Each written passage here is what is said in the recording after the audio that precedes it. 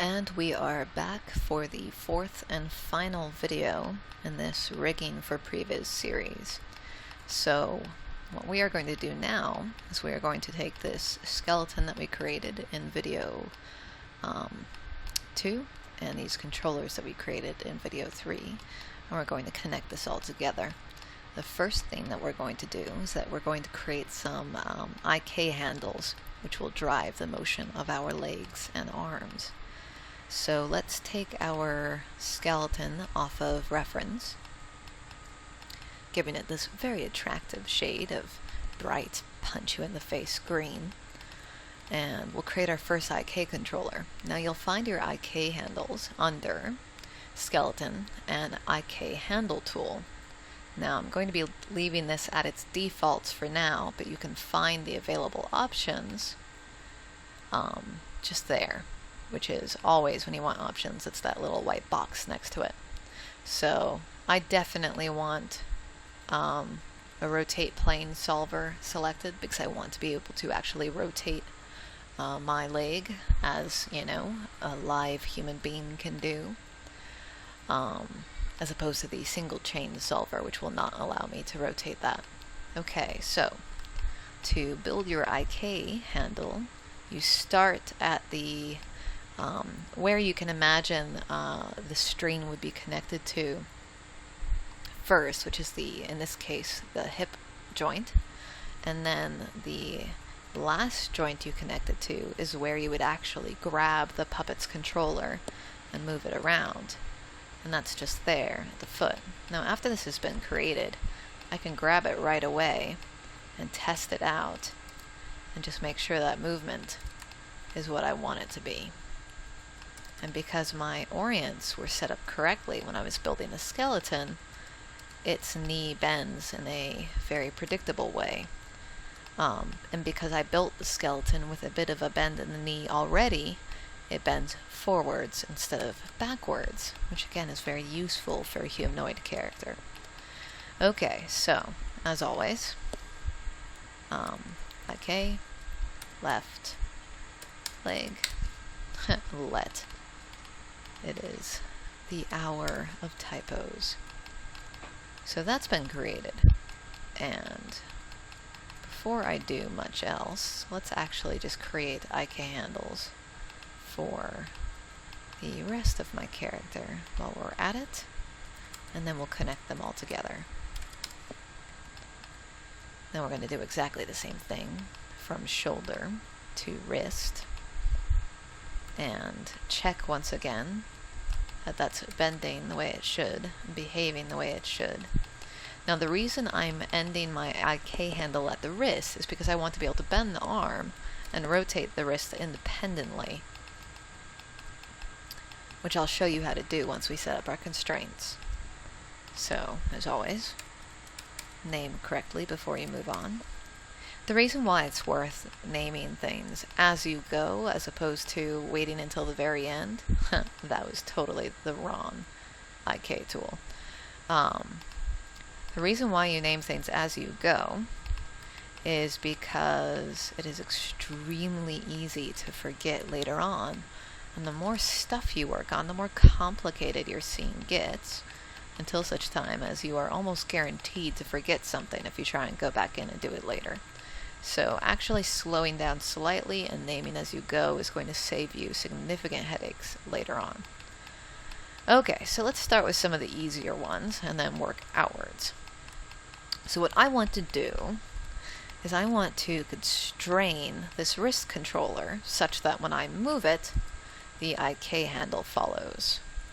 I'm going to use something called a point constraint. Now whenever you do a constraint, it's the opposite selection process as a parent. So when you're constraining something, you select the constrainer first, and then you hold down Shift, and you select the constrainee, which is at this point the IK handle. You go up to constrain. What I want is a point constraint. I want to move this controller, and where its points are in space, I want that IK handle to follow.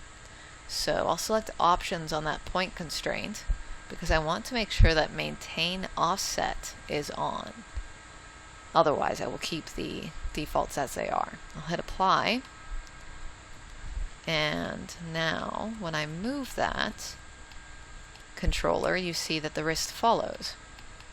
The next thing I want to do is set this up so that when I rotate the controller, the wrist joint rotates as well. So, once more, I select the controller, the constrainer, and shift select the constrainee, which in this case is the joint. And now I'm going to be using an orient constraint. So once more, check my options, make sure maintain offset is definitely on, and I hit apply. And always test your controllers after you've set them up. Okay. That looks fine. And the last thing we need to do is set this up so that my little elbow controller will actually pivot the arm. So we start with our constrainer, which in this case is the elbow controller, and it will also be constraining the IK handle. So we then select the constrainee, and this time we are using something called a pole vector constraint. And there isn't a whole lot of options available for us to play with. So I'll just hit apply.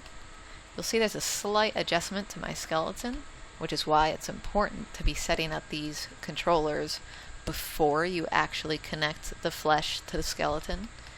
So when I move this now, you'll see that that arm will pivot in space. What this means is, if I move this up and out, I can have my arm facing different directions, which is so much more evident when I actually use the controller instead of the wrist bone. Bend the arm forward, and there you have it. You can see that arm swiveling and pivoting in space. Now, because we set up these controllers correctly, all I have to do is select both controllers, go up to their translates and rotations, and I can zero them out, and they go right back into default position. So much better than the horrible collapsing skeleton you get if you just apply your animations directly to the bones. Okay, so that arm is almost entirely done. The last thing I want to do is set this up so that the elbow controller actually follows wherever my arm goes, so that no matter what I do with my arm, the elbow controller is always close by. And in this case, all we have to do is parent that controller, that elbow, to the wrist controller. So I'll just select the child, and when you're parenting, it goes child, and then parent. And then you hit P for parent, so that now when I drag that controller around, you'll see the elbow follows. So when you're parenting, it's a submissive relation, so submissive dominant relationship, where in this case the sub is in charge. And when you are constraining, it is a dominant relationship, where the dominant item is in charge. Okay, so that's the arm set up. I will just very quickly do the same thing for the other arm. Actually, you know what? I can do that on my own damn time, I think. Because yours and mine right now is somewhat limited. Let's set up the IK handle for the foot, which is a little bit different. So when I rotate this foot, I want to be rotating it from the ankle and not from the ground plane. So what I'm going to do is I'm going to change the pivot point for this foot controller by holding down D, which allows me to go into pivot point mode, and holding down V at the same time, which allows me to change the pivot point and snap that to a vertex. In this case, the vertex in the very center of that ankle. And now when I rotate that, it rotates at the ankle. And you'll notice when I change the pivot point, it doesn't affect my transforms up here at all. So I don't need to do anything more with that. Once again, I hold down D for enabling me to change the pivot point, and I hold down V at the same time, and that snaps it, or allows me to snap it to the center of a vertex. Okay, so first of all, let's get our constraint between the foot controller and the IK handle. So constrainer, constrainee, and we are going for a point constraint. Let's just move that and make sure it works. Once more, we select the foot controller, and this time we are going to set up our rotate constraint with the ankle. So I'll select my ankle joint. Once more, constrain, orient, and test. I can lift it, I can rotate it. It is lovely. Finally, my pull vector constraint. So, constrainer, constrainee, and pull vector. Once again, I want to make sure that my little knee pull vector will actually go wherever my foot controller goes. So, child, parent, and I hit P for parent. Okay, that's all set up. Next. Now, when I move this around, I want the body to follow. So, we are going to select the constrainer, the constrainee, which is the pelvis in this case, and I'm going to whack a point constraint and an orient constraint on there, which means when I move it in space, it moves down, and when I rotate it, it rotates as well. Now when I move my pelvis down, I want the whole upper body to move down as well. So I need to make sure that the wrist here goes wherever the hips go, because as you'll know, if you were to stand and walk away at the moment, your wrists would not actually stay on the tabletop. They would actually follow where your hips are going. Once more, conveniently making sure that we are all connected together and not constantly breaking apart where our limbs connect, which would be disgusting and bloody. Alright, so next we're going to do a orient constraint to the middle of the back, because your spine does not actually collapse like it's made of jelly, so we're not going to create that effect by adding any kind of point constraint. So constrainer, constrainee, orient, once more testing to make sure that that works. And now the parent-child relationship I set up before between the wrist and the squats controller was actually inaccurate. What I should have set up is that wherever the wrist joint goes, or wherever the waist goes, the wrist joint follows. Because of course, if the waist is following the hips, then it's going to be taking that wrist along for the ride anyways.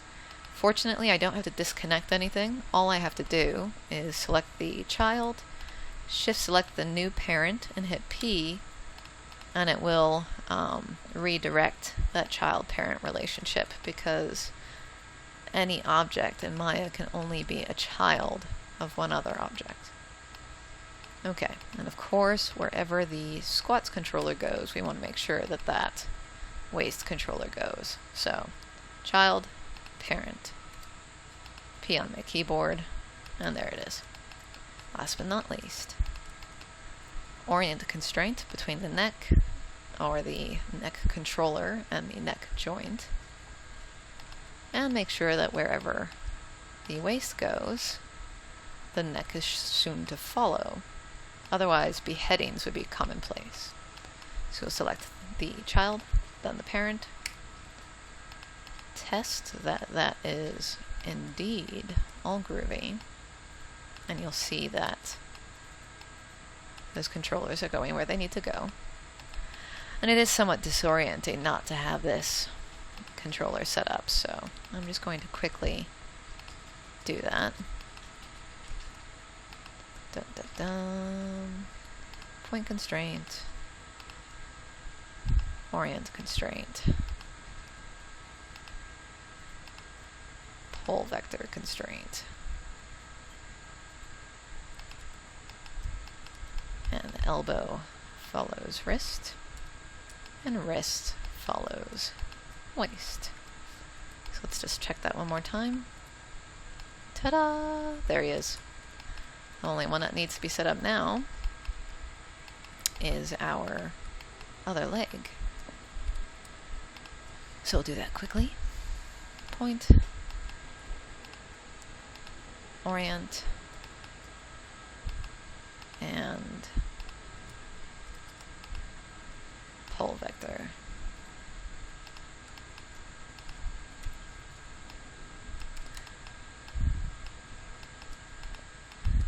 So, cool. Now I just want to make sure that wherever I move this great big master controller, the rest of my controls follow. So, being that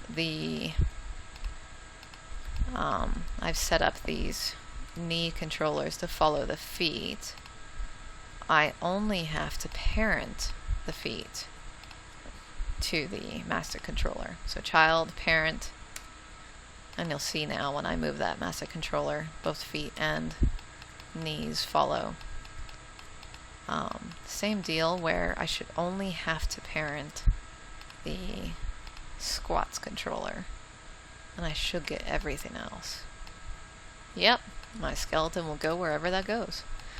And the very last step is to connect the body into the skeleton. Now, because this is Previs, we are not going to worry so much about any skin weighting or anything. We are literally, we're going to be so boring. We are just going to parent these meshes directly to the joint. So, thigh and hip belong to the hip joint. And let's just make sure that that's looks right. That looks great. This mass around the belly should definitely belong to the pelvis. I think his belly should probably belong to his belly joint. Just a thought.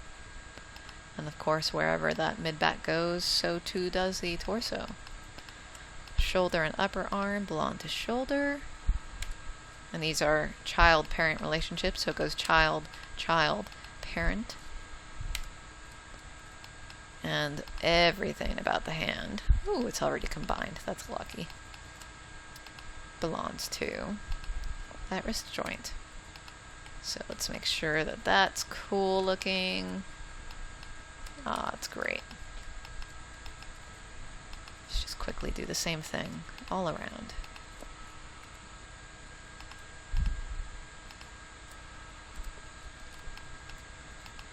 And then we call that a knight. The neck and head are both going to follow that head controller. And obviously I must have forgotten some pieces here, so foot and ankle go with ankle, calf and knee go with knee, thigh and hip. Come on, thigh and hip go with hip. So, squats, arm raises, you can march in place, turn his head, and what we have right now is a fully functional Previs rig. And that's all there is to it. The way it's been connected, I can just grab that master controller, move him around, place him wherever he needs to be in the scene, and start animating. Okay, folks, what you just watched was how to create a Previs character rig in Maya. Thank you very much.